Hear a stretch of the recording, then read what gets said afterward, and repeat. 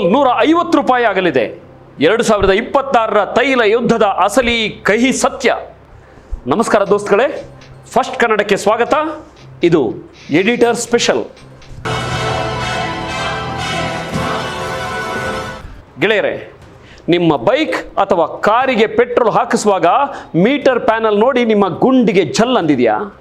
ಖಂಡಿತ ಅಂದಿರುತ್ತೆ. ಆದರೆ ಬಾಸ್, ಇಂದು ನಾವು ಮಾತನಾಡಲಿರುವ ವಿಷಯ ಕೇವಲ ಚಿಲ್ಲರೆ ಪೆಟ್ರೋಲ್ ಬೆಲೆಯದ್ದಲ್ಲ, ಬದಲಾಗಿ ಇಡೀ ಜಗತ್ತಿನ ಆರ್ಥಿಕತೆಯನ್ನೇ ಬುಡಬೇಲು ಮಾಡುತ್ತಿರುವ 2026ರ ಅತಿ ದೊಡ್ಡ ಜಾಗತಿಕ ಬಿಕ್ಕಟ್ಟಿನ ಬಗ್ಗೆ. ನಾವೆಲ್ಲರೂ ನಮ್ಮದೇ ಲೋಕದಲ್ಲಿ ಅಂದರೆ IT job, weekend party, trip ಅಂತ ಬ್ಯುಸಿ ಆಗಿರುವಾಗ ಅತ್ತ ಮಧ್ಯಪ್ರಾಚ್ಯದಲ್ಲಿ ಒಂದು ದೊಡ್ಡ ಜ್ವಾಲಾಮುಖಿಯ ಸ್ಫೋಟಗೊಂಡಿದೆ. ಏಪ್ರಿಲ್ 28, 2026ರಂದು ದಶಕಗಳಿಂದ ತೈಲ ಮಾರುಕಟ್ಟೆಯ ಡಾನ್ ಆಗಿದ್ದ ಒಪೆಕ್ ಒಕ್ಕೂಟದಿಂದ ಅರಬ್ ರಾಷ್ಟ್ರ UAE ದಿಢೀರನೆ ಹೊರಬಂದಿದೆ.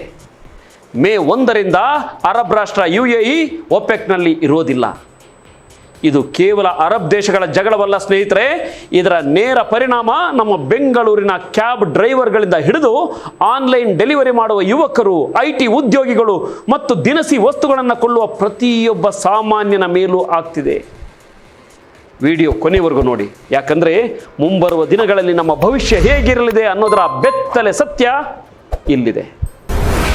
UAE ಮತ್ತು ಒಪೆಕ್ ಬಿರುಕು, ಡಾನ್ಗಳ ನಡುವೆ ಜಗಳ. ಸ್ನೇಹಿತರೆ, ಮೊದಲಿಗೆ ಈ ಒಪೆಕ್ ಅಂದರೆ ಏನು ಅಂತ ಅರ್ಥ ಮಾಡ್ಕೊಳ್ಳೋಣ. Organization of the petroleum exporting countries ಅನ್ನೋದು ಜಗತ್ತಿನ ತೈಲ ಬೆಲೆಗಳನ್ನು ನಿಯಂತ್ರಿಸುವ ಒಂದು ಬೃಹತ್ ಸಿಂಡಿಕೇಟ್. ಜಗತ್ತಿಗೆ ಎಷ್ಟು ತೈಲ ಬೇಕು, ಬೆಲೆ ಎಷ್ಟಿರಬೇಕು ಅನ್ನೋದನ್ನು ಇವರೇ ನಿರ್ಧರಿಸ್ತಿದ್ರು. 1967ರಿಂದಲೂ UAE ಇದರ ಸದಸ್ಯ ರಾಷ್ಟ್ರ. ಆದರೆ ಈಗ ಇದ್ದಕ್ಕಿದ್ದಂತೆ ಶಾಶ್ವತವಾಗಿ ಈ ಒಪೆಕ್ಗೆ ಗುಡ್ ಬೈ ಹೇಳಿದೆ UAE. ಕಾರಣವೇನು ಗೊತ್ತಾ? The inside story boss, UAE ತನ್ನ ಅಪ್ಪರ್ ಜಖುಮ್ ನಂತಹ ಬೃಹತ್ ತೈಲ ನಿಕ್ಷೇಪಗಳಲ್ಲಿ ಬಿಲಿಯನ್ ಗಟ್ಟಲೆ ಡಾಲರ್ ಸುರಿದು ತನ್ನ ಉತ್ಪಾದನಾ ಸಾಮರ್ಥ್ಯವನ್ನು ಭಾರೀ ಪ್ರಮಾಣದಲ್ಲಿ ಹೆಚ್ಚಿಸಿಕೊಂಡಿದೆ. 2027ರ ವೇಳೆಗೆ ದಿನಕ್ಕೆ ಬರೋಬ್ಬರಿ 5 ಮಿಲಿಯನ್ ಬ್ಯಾರೆಲ್ ತೈಲ ಉತ್ಪಾದಿಸುವ ಗುರಿಯನ್ನು UAE ಹೊಂದಿದೆ. ಆದರೆ ಒಪೆಕ್ ತನ್ನ ಕೋಟಾ ನಿಯಮಗಳ ಮೂಲಕ UAEಯನ್ನು ಕೇವಲ 3.4 ಮಿಲಿಯನ್ ಬ್ಯಾರೆಲ್ಗಳ ಆಸುಪಾಸಿನಲ್ಲಿ ಕಟ್ಟಿ ಹಾಕಿತ್ತು. ನಮ್ಮದೇ ಎಣ್ಣೆ, ನಮ್ಮದೇ ಬಾವಿ, ಆದರೆ ಮಾರಲು ನಿಮ್ಮ ಪರ್ಮಿಷನ್ ಯಾಕೆ ಅನ್ನೋದು UAEಯ ನೇರ ಪ್ರಶ್ನೆ.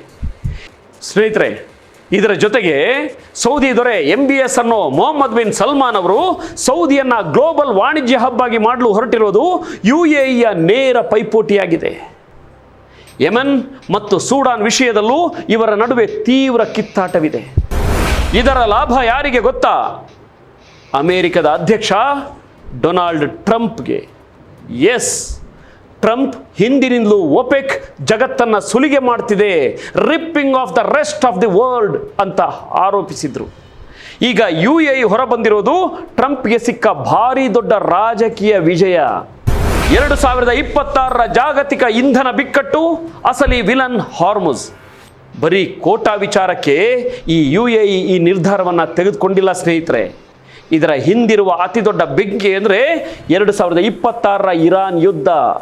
ಎಸ್ ಗೆಳೆಯರೇ, ಅಮೆರಿಕ, ಇಸ್ರೇಲ್ ಆಕ್ಯುಪೈಡ್ ಪ್ಯಾಲೆಸ್ಟೈನ್ ಮತ್ತು ಇರಾನ್ ನಡುವಿನ ಈ ಭೀಕರ ಯುದ್ಧ ಇಡೀ ಜಾಗತಿಕ ಆರ್ಥಿಕತೆಯನ್ನೇ ನಡುಗಿಸಿದೆ. ಇಲ್ಲಿ ಅಸಲಿ ವಿಲನ್ ಯಾರು ಗೊತ್ತಾ? ಹಾರ್ಮುಜ್ ಜಲಸಂಧಿ, ಸ್ಟ್ರೈಟ್ ಆಫ್ ಹಾರ್ಮುಜ್.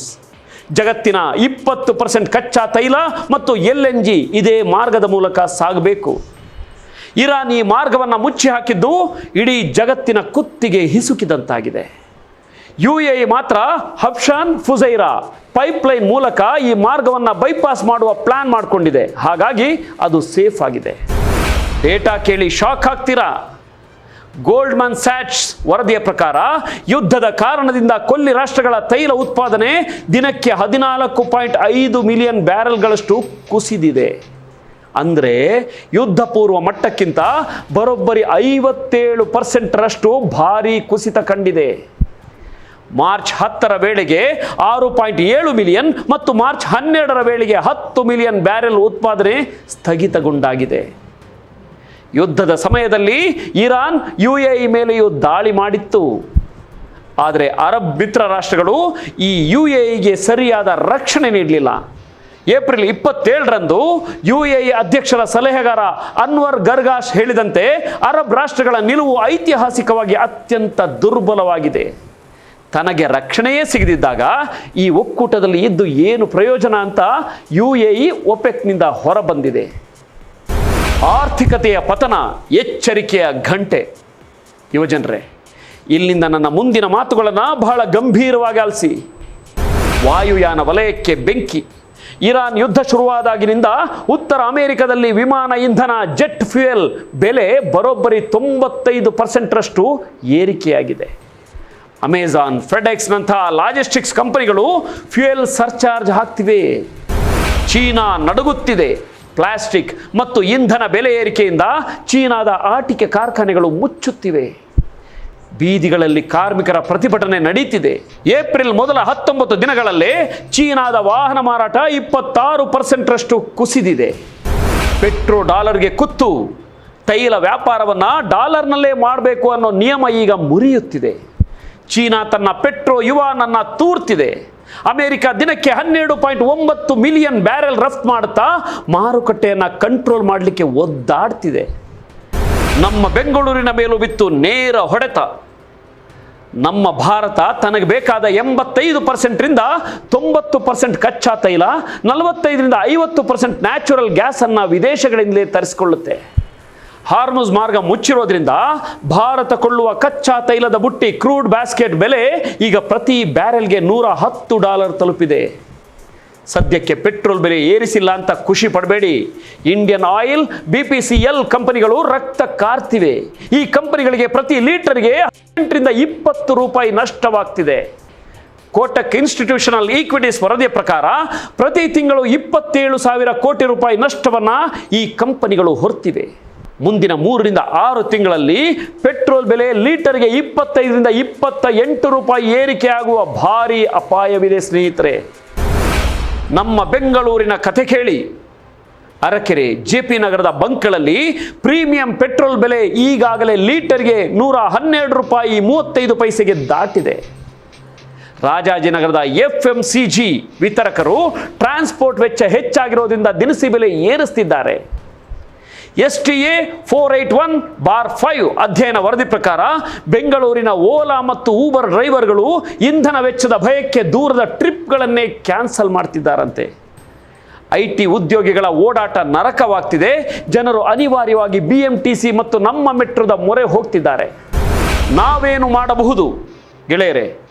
ಇದು ಪೆಟ್ರೋಲ್ ಯುಗ ಅಂತ್ಯಗೊಳ್ಳಲು ಪ್ರಕೃತಿ ನಮಗೆ ನೀಡ್ತಿರೋ ಅಂತಿಮ ಎಚ್ಚರಿಕೆ. IEEFA ವರದಿಯ ಪ್ರಕಾರ ಭಾರತವು ಈಗ 40 ದೇಶಗಳಿಂದ ತೈಲ ಆಮದು ಮಾಡುತ್ತಿದೆ ಮತ್ತು 70% ಕಚ್ಚಾ ತೈಲವನ್ನು ಹಾರ್ಮುಜ್ ಜಲಸಂಧಿಯ ಹೊರಗಿನಿಂದ ತರಿಸ್ತಿದ್ದೇವೆ. ನಮ್ಮದೇ ದೇಶದಲ್ಲಿ ತೈಲ ತೆಗೆಯಲು ಇಂಡಿಯಾ ಎನರ್ಜಿ ವೀಕ್ 2026ರಲ್ಲಿ ONGC ಮತ್ತು ರಿಲಯನ್ಸ್ ನಡುವೆ ಪೂರ್ವ ಕರಾವಳಿಯಲ್ಲಿ ಐತಿಹಾಸಿಕ ಒಪ್ಪಂದ ಆಗಿದೆ. ಒಂದು ರೀತಿಯಲ್ಲಿ ಗಿಳಿಯನ್ನು ಕೊಯ್ದು ಗಿಡುಗರಿಗೆ ಹಾಕಿದಂತೆ ಆಗಿದೆ. ಯಾಕಂದರೆ ONGCಯನ್ನು ಈಗಾಗಲೇ ದಿವಾಳಿಯಾಗಿಸ್ತಿರುವ ಕಾರಣ 40 ದೇಶಗಳಿಂದ ಪೆಟ್ರೋಲ್ ಆಮದು ಮಾಡಿಕೊಂಡ್ರೂ ಒಂದೇ, ಇಡೀ ಜಗತ್ತಿನ ಎಲ್ಲ ದೇಶಗಳಿಂದ ಆಮದು ಮಾಡಿಕೊಂಡ್ರೂ ಒಂದೇ, ಅಥವಾ ಅಂಡಮಾನ್ ನಿಕೋಬಾರ್ ದ್ವೀಪಗಳಲ್ಲಿರುವ ಪೆಟ್ರೋಲ್ ಎತ್ತಿದ್ರೂ ಒಂದೇ. ಬೆಲೆ ಹೆಚ್ಚುತ್ತದೆ ವಿನ ಕಡಿಮೆ ಆಗೋದಿಲ್ಲ. ಯಾಕೆ ಗೊತ್ತಾ? ಅದರ ಫುಲ್ ಕಂಟ್ರೋಲ್ ಇರೋದು ರಿಲಯನ್ಸ್ ಕೈಯಲ್ಲಿ. ಅರ್ಥ ಆಯಿತು ಅಂದ್ಕೊಳ್ತೇನೆ. ಆದರೆ ಸಣ್ಣ ಪುಟ್ಟ ದೇಶಗಳನ್ನು ನೋಡಿ. ಉರುಗ್ವೆ ಅಂತ ಸಣ್ಣ ದೇಶ ತನ್ನ 98% ವಿದ್ಯುತ್ತನ್ನು ಹಸಿರು ಮೂಲಗಳಿಂದ ಉತ್ಪಾದಿಸಿ ಜಗತ್ತಿಗೆ ಮಾದರಿಯಾಗಿದೆ. ನೈಜ ಪರಿಹಾರ ಇರೋದು ನವೀಕರಿಸಬಹುದಾದ ಶಕ್ತಿಯಲ್ಲಿ, ಅಂದರೆ ರಿನ್ಯೂವೇಬಲ್ ಎನರ್ಜಿ ಮತ್ತು EVಗಳಲ್ಲಿ. ಯುವಜನರೇ, ಎಚ್ಚೆತ್ತುಕೊಳ್ಳಿ. ನಿಮ್ಮ ಮುಂದಿನ ವಾಹನ ಎಲೆಕ್ಟ್ರಿಕ್ ಆಗಿರಲಿ. ನಿಮ್ಮ ಹೂಡಿಕೆಗಳು ಗ್ರೀನ್ ಟೆಕ್ ಕಡೆಗಿರಲಿ. ಬದಲಾವಣೆಗೆ ನಾವು ಈಗಲೇ ಸಿದ್ಧರಾಗದಿದ್ದರೆ ಮುಂಬರುವ ದಿನಗಳಲ್ಲಿ ಇನ್ನಷ್ಟು ಭೀಕರ ಆರ್ಥಿಕ ಹೊಡೆತಗಳನ್ನು ನಾವು ಎದುರಿಸಬೇಕಾಗುತ್ತೆ. ಈ ಮಾಹಿತಿ ನಿಮಗೆ ನಿಜಕ್ಕೂ ಕನೆಕ್ಟ್ ಆಗಿದ್ದರೆ ದಯವಿಟ್ಟು ಲೈಕ್ ಮಾಡಿ, ನಿಮ್ಮ ಎಲ್ಲ ದೋಸ್ತುಗಳಿಗೂ ಶೇರ್ ಮಾಡಿ. ಯಾಕಂದರೆ ಇದು ಕೇವಲ ಸುದ್ದಿ ಅಲ್ಲ, ಸ್ಪಷ್ಟವಾದ ಎಚ್ಚರಿಕೆ. ನೋಡ್ತಾ ಇರಿ ಫಸ್ಟ್ ಕನ್ನಡ, ಆಗೋದಲ್ಲ ಒಳ್ಳೆಯದಕ್ಕೆ. ನಮಸ್ಕಾರ. ಜೈ ಹಿಂದ್, ಜೈ ಕರ್ನಾಟಕ.